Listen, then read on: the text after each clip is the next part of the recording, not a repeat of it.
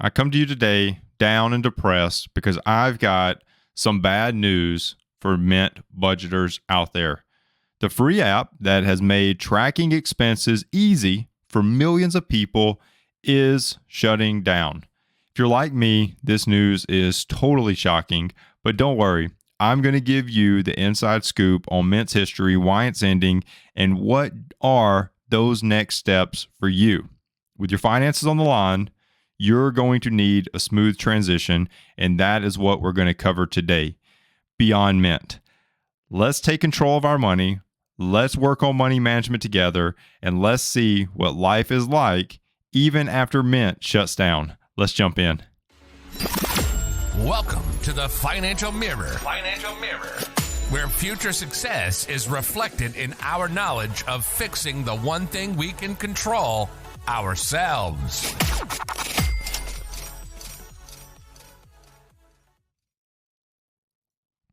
Welcome to the Financial Mirror, and thanks for joining me today as we continue to work to improve the one thing that we can control ourselves. If this is the first time you are joining in, don't forget to hit subscribe on YouTube to be notified of all the new episodes as they release. Here at the Financial Mirror is not just about the numbers and spreadsheets alone, but transforming you on money so you can make smarter financial decisions. If you are listening to this on a podcast platform of your choice, don't forget to like and subscribe to the podcast. If you're on Apple Podcasts or Spotify, leave that 5-star review and a written comment, as both of those go a long way in getting this information out to more and more listeners. Now, this is huge. Intuit Mint is shutting down, and if you are like me, this is shocking. Like it was shocking to me. Like when I heard it, I was like, "Oh my goodness, this is nuts. This is absolutely nuts." Now, why is it so crazy to me? Well, because maybe if you've ever been on a coaching call with me, if you've ever done anything, if we ever had any conversation, you know for a fact that I loved to recommend Mint to my clients, but more importantly to you as listeners, as watchers of these videos. And I loved to do Mint because it was a powerful tool that was free, right? So it didn't matter if you were in debt, or it didn't matter if you were trying to pay off your house early, or you're trying to save for retirement. Like the budgeting aspect of it was free and powerful. So I got off of a call with someone last week and we were discussing budgeting, right? We were discussing budgeting, going back and forth. We were talking about a few different other platforms out there. And I was just talking about, I was like, I like to recommend Mint for budgeting, right? I like to recommend Mint for budgeting, and this is something that has been utilized in for many of my clients for a really long time. And so I recommended that to her. Like I was like, to really hone in budgeting practices, we can get you all set up on Mint. You'll be rocking and rolling. Set up some automation in there to make budgeting a lot easier, and things are going to get good. After that coaching call, I received a message saying, I logged into Mint's website and it says they're shutting down. And I'm like, what? Shutting down? So I started doing my research, and literally right here at the beginning of November, they made an announcement to shut down. And they, posted it all over their website. They had a couple of articles out there with different news media sites, and it rocked my world. What a great tool, shutting down, right? So then I logged, I pulled up my email, and here it was. Mentor. And I did not know that I was called a mentor by using Mint, but I learned that Mint referred to it's like what I forgot what they called the Taylor Swifts, or the Swifties, and the Justin Biebers. The Biebers have a name too. I forgot what the Biebers names are. The Justin Bieber fans. Put in the comment. I don't remember what the Bieber fans are. But anyways, if you remember, drop it in the comments down there. I don't remember. But I just realized that I was a mentor, and I didn't know I was a mentor, but I'm a mentor. And this was something that I'm reading this, and I'm like, it starts out, mentor. We're excited to share that Mint is being reimagined. And I'm like, this is a good marketing department, because I'm devastated, right? I'm devastated. I can't recommend this to my clients anymore. I can't talk to people about this anymore. I can't tell people how great this free tool is anymore. And here Intuit is coming to me as a mentor and saying, we are excited. Those words that was not what I was feeling at the time. As I'm reading this, I'm not feeling, I am so excited that Mint's becoming reimagined. Like, that's not how I was reading this. I was like, man, I am devastated to know that Mint is being reimagined. That's how I read it, right? But more importantly, I got this email and it became clear to me that there was a bigger picture that was going on, that it wasn't just that me and my fellow mentors were losing our budgeting application, but there was something bigger going on. And so I did a lot of digging. I did a lot of discussing. I did a lot of figuring out. And what I realized is that, yes, Mint is shutting down, right? Like, it is shutting down. Like, and I know they're saying in this email, we're reimagining and we're moving to Credit Karma and all these things. But listen, it's shutting down. Okay. I don't care how they word it, it's shutting down. So I want you, just so you can see how big of a deal this is. This isn't like a small thing. This is not something that's like, oh, this startup company just shut down. No, like, this company has history, right? This company has tons of history. Intuit, originally, Mint was not owned by Intuit. It was created in like 2006, right? And it was this new, fresh, and very agile app that was going to help people improve their finances. And then in 2009, so it took 3 years to transform into what it is, or to start to transform into what it is now, because Intuit acquired it. It was like a $170 million acquisition. They acquired Mint, Intuit did, and really just started to take it off, right? Really started to take it off. It was a kind of a slow start, but in 2016, they really improved the budgeting aspect of it. And by 2021, 20 million users of Mint. 10 million of them were highly active users, right? Highly active users. And, there was tons and tons and tons of great features, from the ability to link financial institutions for free. If you've done any budgeting application, look at some of them charge just to be able to link your accounts to them, right? Just to have that connection costs money for some. Ability to see all your financial information in one place. This was not, there were dashboards out there, but this was not as much of a thing back then as it is today. Like, today, there's tons of options to link and look at your whole financial picture in one dashboard. Back then in 2016, that wasn't as big of a thing. It was still growing. There were options, but it just wasn't as predominantly available. But you were able to track your investments, your net worth, all of your account balances, all these things in this one place, while still being able to, you're looking at it daily or weekly, or however often you're going in and categorizing transactions. You're looking at this budgeting app and you're seeing this. So you're watching your net worth, you're watching your investments, you're watching all these things that you normally and traditionally would be logging into like 15 different accounts to see your 401k from that old company, your IRA, your 401k for this, to look at your home loan, to pay your home loan, to look at the value of your home, to look at the value of your vehicle, to look at how your investments are doing in terms of performance, to look at your budget, to look at transactions, to look at your trends, to look at where are you spending your money, to look at where you're not spending your money. You see what I'm talking about here? You could look at all of these things in one single place, right? One place.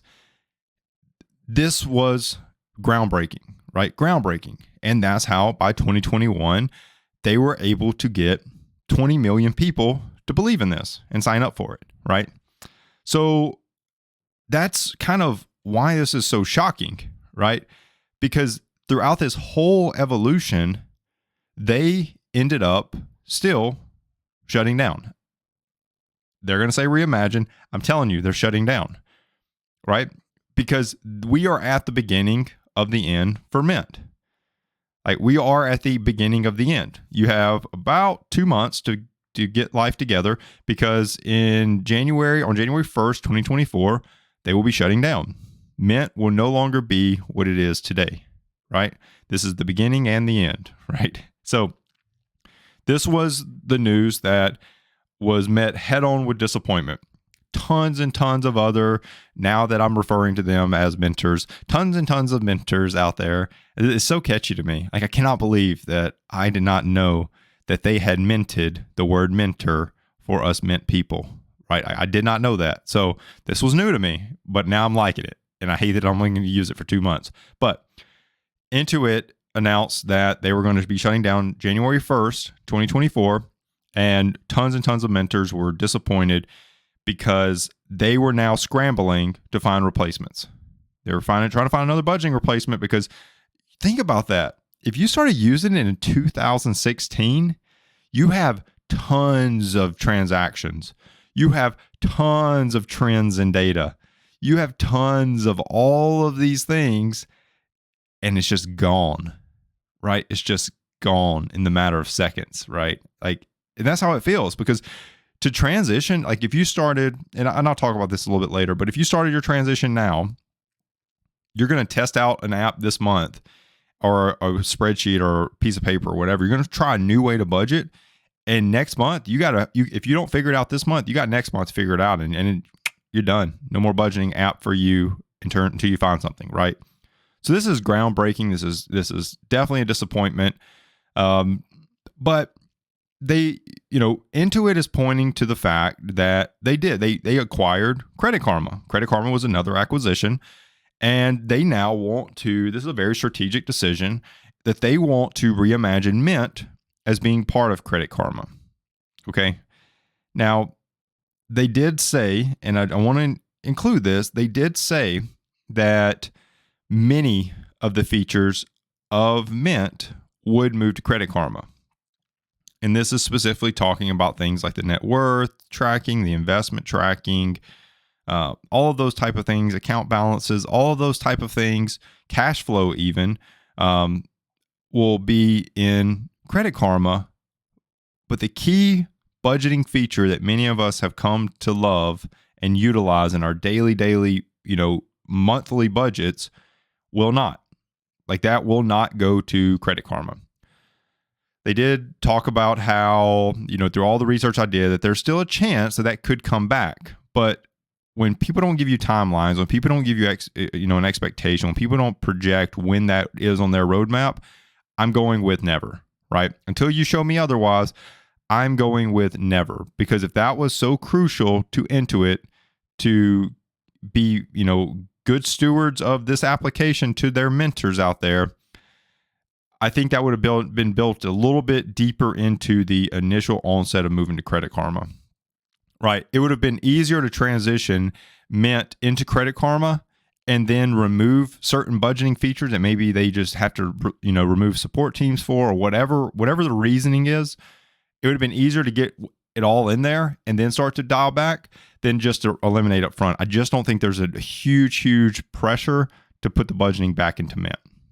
Or into our Credit Karma. See, I'm all over the place.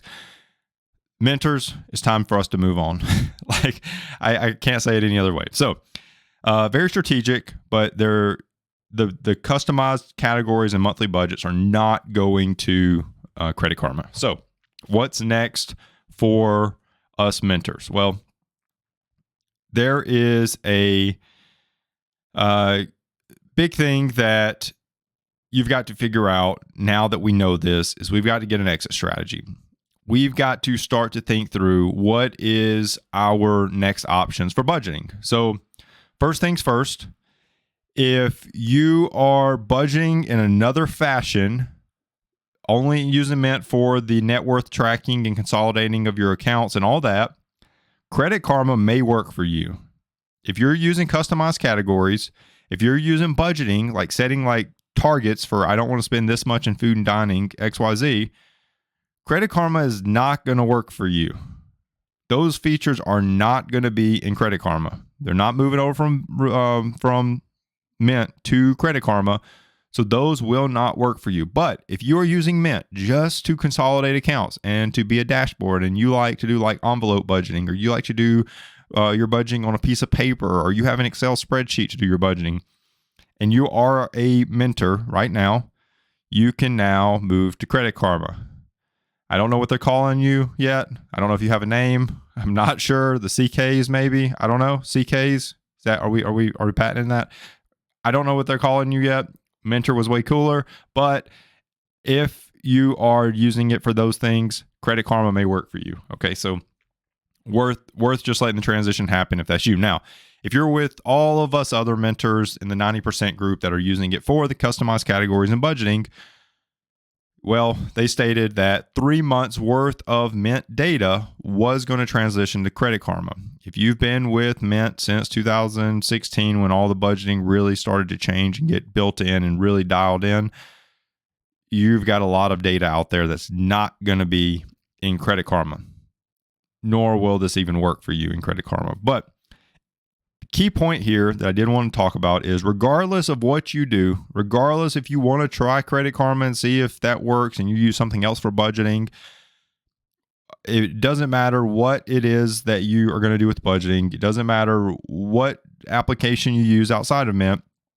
First thing you need to do for your exit strategy to stop using Mint is you need to go and export your data regardless if you're switching to another application or not. Get your data out of there so that you have it. So if you do change your mind and you do go to another one, at least you have that data set. At least you have that data set. Store it somewhere, secure and have all your transactional data right there. But just have that and hold on to it, because you never know what application is going to go open up. You never know is on January the 1st, so many people that they have such a terrible, transition to Credit Karma that they're like, we've got to get this back. And then in 2 months, they put it right back. And now you could go right back to using Credit Karma with Mint. I don't know, but have the data there just in case, because on January 1st, you lose your data. By everything that I've read, you lose your data. So export your data and hold on to it. The other thing that you need to do is just check your email and see what Credit Karma is going to offer. I don't know if things change between now and January 1st, but they could. But if you think that there's a chance, just hold on. But you find something to do in the meantime, like continue to use Mint until then, but be ready to, in the drop of a dime in a hat, switch to something else. You need to have a backup plan already in place. Now, for us other mentors, I'm probably down to like 85% now, because I think most people are going to fall in this category. If you were just fed up and you just want to switch, okay, perfect. If you're fed up and want to switch, you need to get involved in another budgeting app that's out there. Move away from Mint and say, Mint, you had a good run, but rest in peace. I'm going with another one out there. Now, I said I was going to get to this in a second, and here's where I'm going to get to this. Because of the shutdown, I signed up for all the major budgeting apps premium services. Every single one of them, I have signed up for their premium service. And I'm currently going through and reviewing them and scoring them on a ton of different pieces out there, from whether it be ease of setup, how automated can you make it, right? Price, obviously, advanced features, reporting and trend data, and the display of that, and so much more. But I'm going through and I am reviewing each of these other apps out there, and I just want to provide an episode where I can just give you the review of what those premium services are like, because there's a lot of them out there, and I have worked with clients time and time again, and if I'm totally honest, a lot of people, when they come to me, they're not budgeting. They're not budgeting yet. They've maybe tiptoed in budgeting. They put their toe in the water, but it was a little too hot or a little too cold, and they just didn't get in. Maybe they tried it and it didn't work out. And so I've always been able to get them onto Mint because it's super easy. And once you learn the basics of budgeting, you realize it's not so debilitating. And we've used Mint to do that. And so I've never, I've gotten exposure to a lot of these apps through just working with others that do budget, that come to me and they're like, yeah, I use this. And I'm like, all right, cool. Like I'm never going to tell you how to budget or where you should budget. Whatever you use it. But I've just never really signed up and used every single one by myself. I've just been exposed through others. And so this is eye-opening to me, to be able to go through and individually see what all these other budgeting apps offer. So be on the lookout for that. Should have that coming in the next few weeks, but I will provide some reviews of all the premium services out there. Just so that you know, here's kind of a list of what I'm looking at. I'm looking at NerdWallet, Quick and Simplify, Pocket Guard, YNAB, or You Need a Budget, Monarch Money, Every Dollar, Rocket Money, Credit Karma, and Empower Financial. So that's a list of kind of what I'm looking at right this minute. If I run across another one that's super out there, or you throw one in the comment section that you use, I would love to add that to my list to do a review of. But just stand by for the coming weeks as I am rating these based on, like I said, ease of setup, automation, price, advanced features, reporting, trend data, like all of those type of things. I want to, and another one that is available financial institutions to link, right? Because whatever third-party service they use determines which financial services are allowed to even link to it. So if you can't get all of your information into it based off of the types of accounts you have or the institutions you work with, that matters, right? So I want to provide an episode that gives you all of that.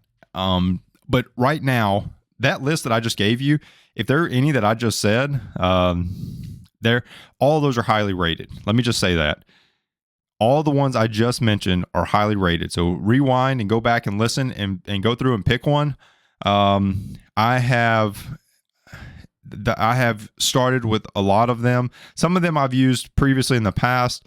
But just looking at the list, if you're thinking like right now, I can tell you this. If you're thinking free alternative that will allow you to do a budget without cost, and you just need something to quickly move from Mint to right this minute, just to start easing into as you work out what you want. NerdWallet is free. Their budgeting is, by what I've seen so far, is not very customizable, but they base it off of a 50-30-20 budget layout. So if you use a 50-30-20, or you're not even sure what 50-30-20 is, I have videos that talk about 50-30-20. Or when you get to their website, it kind of walks you through it a little bit. But NerdWallet is free, so you can go try that one. Every Dollar as well has a free option, so that one's also worth going with. Rocket Money, or trying, Rocket Money is another one that has a free option. Their budgeting is just kind of limited with the free option, but maybe at least you can start tracking your data and getting it in there. But those three, and Empower. Empower is free as well. I don't have much experience with Empower yet, so I'm not going to say much about it because I'm not sure if it's great, good, bad, or indifferent. Like I really don't know. But if you'll go look at those, NerdWallet, was Pocket Guard free? I think Pocket Guard also had a free option as well. But NerdWallet, check on Pocket Guard. I'm pretty sure it had a free option. Every Dollar, Rocket Money, and Empower, those 5 are all free and easy for you to transition to. All are highly rated. I just want to give you my sort of rating breakdown because those are the kind of the key points that I see. Now, stand by for that. But this is a big deal. Mint shutting down is a big deal. And I'm going to tell you why. Because when we look at personal finance, and if you're not watching this on an episode or on YouTube or Facebook or what do they call it now, Meta, that this is big and it's key, because looking at this image, budgeting is number one in the foundation. This is the first thing that when we get good at this, our personal finance prospers. But it goes kind of like in budgeting. I get good at budgeting. I get out of debt. I start investing. I get ready for retirement. I work on all my child expenses like college, and then I grow my wealth, right? I grow my wealth. That's how we flow. But number one, first, we've got to get good at budgeting. That's number one. So if you're not budgeting, I challenge you, go get into budgeting. If you're using Mint, you've got to continue that habit. You will. It's like working out. And I use this all the time. Finance and working out is so similar, but it's like working out, because if you just stop working out for 2 months and you try to come back into it, you're not going to be near as strong as you were 2 months ago. You're going to have a little bit of atrophy that happens. You're going to have a little bit of muscle loss that happens. Now, or cardiovascular, endurance, like that's going to drop, right? Like 2 months, that's going to drop. If you stop budgeting for the next 2 months because Mint's closing down and shutting down, and then you try to pick up in January and start budgeting again with something new, it's going to be very hard to get started again. If you've already got that muscle built, keep working it out. It's going to be challenging. It's going to be painful to switch to something else and learn all new processes. But just know that it is worth it. It is worth it. So stick with it. Depending on when you're watching this episode, a couple of other things that I was going to highlight before I close out. Quick and Simplify. They are doing because Mint shutting down, they did launch a promotion that says, we know Mint shutting down. Here's a deal, right? I think it's like $20 some odd to sign up with that. Every dollar also has a premium service, and this is not due to Mint shutting down, but they're running like a pre-Black Friday deal type thing, like Cyber Monday or whatever deal. So I think it ends November the 30th or something like that. Don't hold me to that when it ends. I'm not exactly sure, but I know that it's like $49 versus $70. I think their normal price is $79, $49 for every dollar as another option. So all that to say, there are, for some of the paid options, if you use Simplify, Quick and Simplify, you can't use before you pay for it. I do know that. But if you try out every dollar and you're like, man, I really like this, they do have it. It is on sale right now for the annual. So it's one you pay for it once a year. So that's a option as well. So hopefully you enjoyed this. Hopefully you got something out of it. It is truly a pleasure being able to walk through these type of things. But if you're having trouble budgeting, it, like I said, it's the key cornerstone for personal finance. And if you just need a little help doing it, head over to my website, go to thefinancialmirror.org and hit book now in the middle of the screen. And you can set up a free consultation with me. We can walk through and see if a financial coach is right for you. And if it is, we'll get you started and we'll get you set up and moving in the right direction to take control of your finances. If you do want to give extra dose of support to the stream, head over to thefinancialmirror.org/shop. Pick you up some awesome financial mirror gear. Now, I want to thank you for tuning in. I want to thank you for watching this episode, and hopefully you got something out of this. Hopefully if you're a mentor and you're struggling and you're panicking to figure out what you're going to do in the next 2 months, hopefully this brought some light to that circumstance, and that you're able to work through it, that you're able to get to whatever that new application is. I was able to give you some insight into a few of those that you can easily switch over to, free of charge.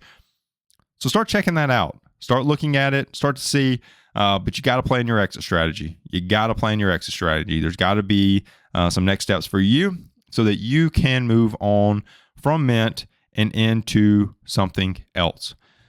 Thank you so much. Thank you for watching. Really appreciate it. Really enjoy the continued support and the continued growth that's happening across the channel and across your personal finances. I love hearing success stories. I love to be able to see people becoming better at managing their money. If you're listening to this on a podcast, don't forget to like and subscribe to the podcast. If you're on YouTube or Meta, don't forget to like the video, subscribe to the channel, and share it with all your friends and family members out there. Till next week, continue improving the one thing you can control, yourself. Peace. Well, that wraps up today's Financial Mirror. Join us next week as we continue to work on ourselves, change our mentality, and to commit to achieving the success we always envisioned. Regardless of your platform, help us grow as a community. Please like, subscribe, and share with the people in your lives.